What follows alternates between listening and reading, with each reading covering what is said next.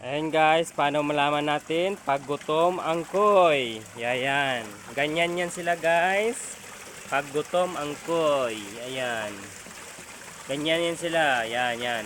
Ibig sabihin yan ay gutom na yan sila. Ayan. Ayan o, ayan. O, gutom. Ayan. Ayan. Gutom na yan sila. Ayan.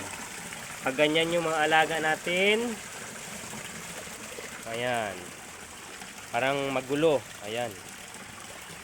Tapos ito, ang ganda ng poles nila guys.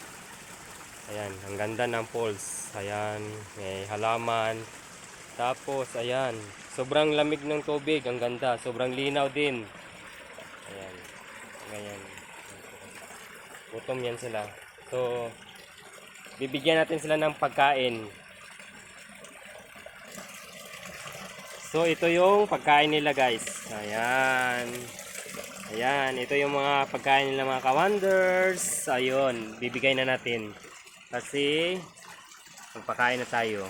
Ayan. Ayan. Ganyan lang. Ganyan lang ang pagpakain. Yung sakto lang yung pagkain. Kasi, pag sobrang dami ay lulubo yung tiyan nila niyan. Baka malunod sila. Ayan. Ayan, oh. Ganda. Sobrang dami, oh. Ang ganda ng mga kulay nila. Ayan. Ayan. Yung dito yung iba.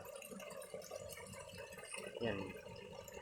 Malalaki yan mga ka-wonders. Sobrang laki yan ng mga koi. Oh. Ayan. Ang ganda ng area. Ayan. Sobrang lamig. So, ayun lang mga ka-wonders. Routine natin yan every day. Morning and hapon magpakain ng koi fish. Thank you for watching.